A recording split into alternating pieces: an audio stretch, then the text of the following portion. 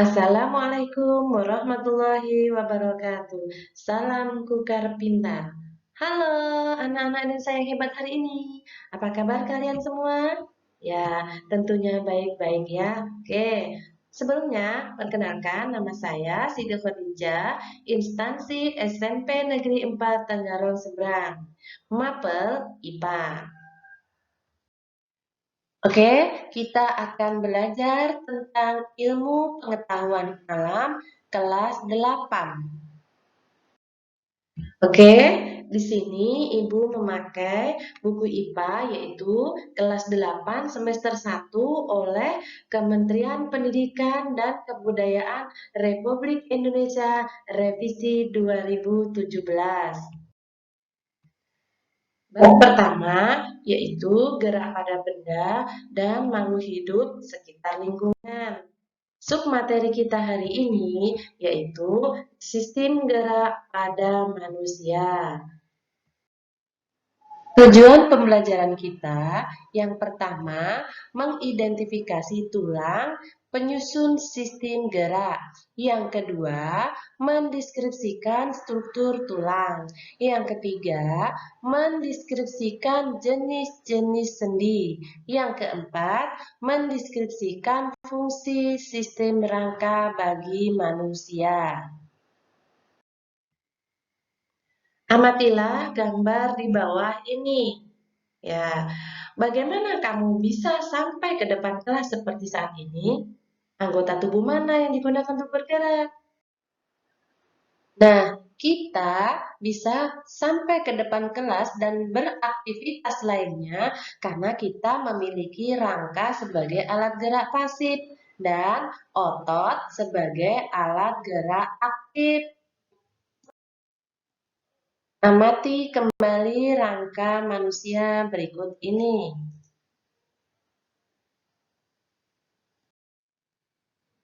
Gerak. Gerak merupakan salah satu ciri makhluk hidup.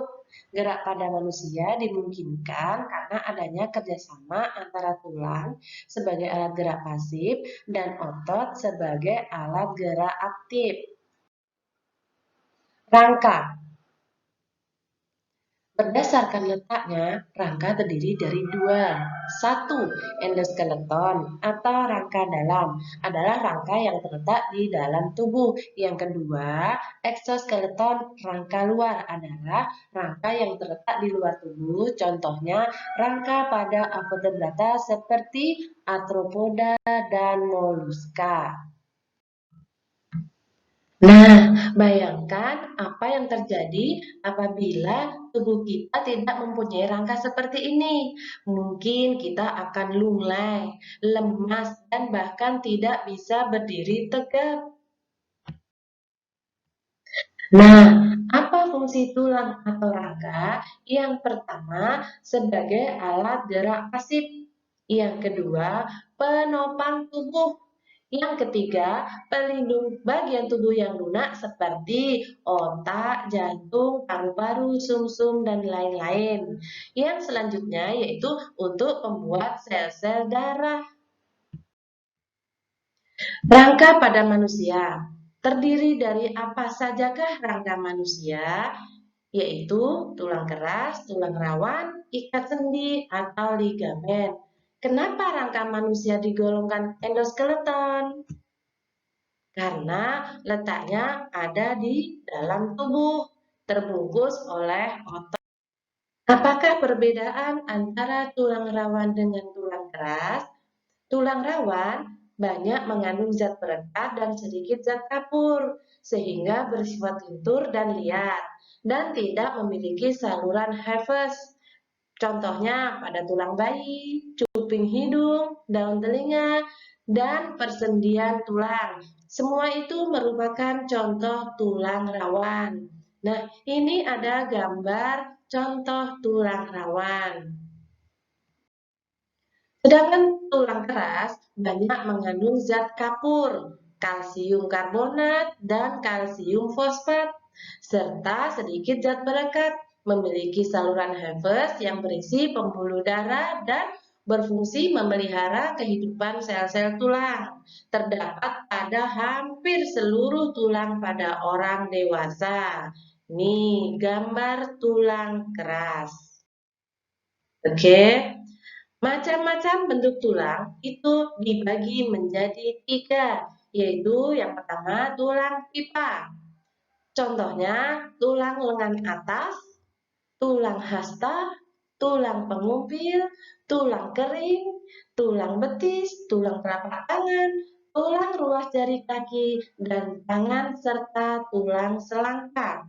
Tulang pipa itu contoh-contohnya. Yang kedua, tulang pipih, yaitu tulang dada, tulang rusuk, tulang belikat, tulang tengkorak, tulang panggul, tulang kemaluan, dan tulang duduk. Yang ketiga, tulang pendek.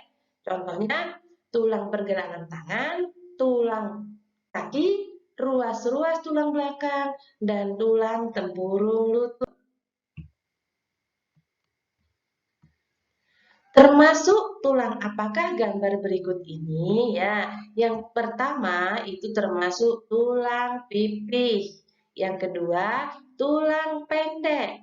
Yang ketiga, tulang pipa. Rangka tersusun atas 1. Tulang-tulang badan, misalnya tulang rusuk dan tulang dada. 2. Tulang-tulang anggota badan, misalnya tulang-tulang tangan dan tulang kaki. Rongga dada. Rongga dada ada tulang selangka, rusuk sejati, tulang belikat, tulang rusuk palsu, tulang rusuk melayang. Tulang dada dibagi menjadi 3 bagian, yaitu hulu, badan, dan tajuk pedang. Lanjut, tulang anggota badan atas. Yang pertama, tulang lengan atas. Yang kedua, tulang pengumpil. Yang ketiga, tulang hasta, tulang bahu, tulang belikat, tulang pergelangan tangan, tulang telapak tangan, dan tulang jari-jari tangan. Nah, tulang anggota badan bawah, yaitu ada tulang gelang panggul, tulang ekor, tulang duduk, tulang paha, tulang lutut, tulang kering, tulang betis, tulang pergelangan kaki, tulang telapak kaki, tulang jari-jari kaki, dan tulang mata kaki. Nah, ini ada tulang pembentuk tengkorak bagian kepala, yaitu ada tulang ubun-ubun, tulang pelipis, tulang kepala belakang, tulang dahi, tulang baji, tulang tapis, tulang air mata, tulang hidung, tulang pipi, tulang rahang atas, dan tulang rahang bawah. Lanjut, tulang bagian belakang atau tulang vertebrata. Nah, di sini ada tulang leher, kemudian tulang atlas, tulang punggung, tulang rusuk, tulang pinggang, tulang kelangkang, dan tulang ekor. Nah, ada pertanyaan. Ada berapa macam tulang penyusun sistem gerak pada manusia? Tulang pada manusia terdiri dari 2, yaitu kerangka aksial, melindungi tubuh, di antaranya tulang tengkorak, tulang belakang, tulang rusuk, dan tulang dada. Yang kedua, kerangka apendikular atau penggerak tubuh, di antaranya anggota gerak atas, anggota gerak bawah, dan tulang panggul. Persendian. Sendi merupakan perhubungan antar tulang sehingga tulang dapat digerakkan dengan leluasa. Hubungan dua tulang disebut persendian atau artikulasi. Sendi ada pada manusia dan hewan. Macam-macam sendi yaitu sendi putar, sendi engsel, sendi geser, sendi peluru. Sendi putar adalah Sendi yang memungkinkan pergerakan perputaran atau rotasi. Contohnya, hubungan tulang tengkorak dengan tulang belakang atau atlas. Sendi engsel adalah sendi yang memungkinkan terjadinya pergerakan satu arah. Biasanya sendi engsel hanya bisa diluruskan dan ditekukkan. Contohnya, tulang lutut dan siku. Sendi geser adalah sendi yang memungkinkan pergerakan antar tulang yang satu menggeser yang lain. Contohnya pada ruas tulang belakang. Sendi peluru adalah sendi yang memungkinkan pergerakan ke segala arah.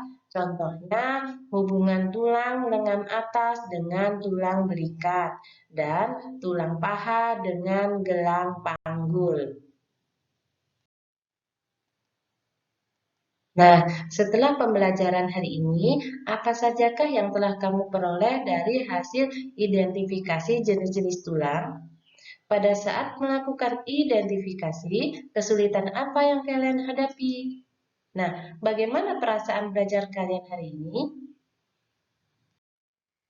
Nah, untuk selanjutnya, tugas kalian yaitu membuat mind mapping. Macam-macam tulang penyusun rangka. Selanjutnya, setelah mind mapping selesai, kalian mengerjakan tugas LKPD. Nah, tujuan tugas LKPD yaitu mengklasifikasikan tulang berdasarkan bentuk dan ukurannya. Kemudian yang harus kalian siapkan yaitu torso atau gambar rangka manusia. Alat dan bahannya yaitu ada buku guru, buku siswa, torso dan atau gambar, kemudian LKPD. Langkah-langkah untuk identifikasi. 1. Siapkan torso atau gambar rangka manusia. Yang kedua, lakukan pengamatan untuk identifikasi. Yang ketiga, catat hasil identifikasimu minimal 10 macam tulang penyusun sistem rangka. Yang keempat, selain identifikasi macamnya, identifikasi pula letak dan fungsinya. Dan yang kelima atau terakhir, catat hasil identifikasimu dan dalam tabel dan diberi tanda centang. Nah, di sini ada tabel data serta analisis data di mana ada pertanyaan yang harus kalian jawab. Setelah itu, hasilnya kalian presentasikan di depan kelas. Nah, cukup sekian pembelajaran kita hari ini. Mudah-mudahan dapat dipahami dan dapat dimengerti. Ibu ucapkan terima kasih banyak. Assalamualaikum warahmatullahi wabarakatuh. Salam kukar pintar.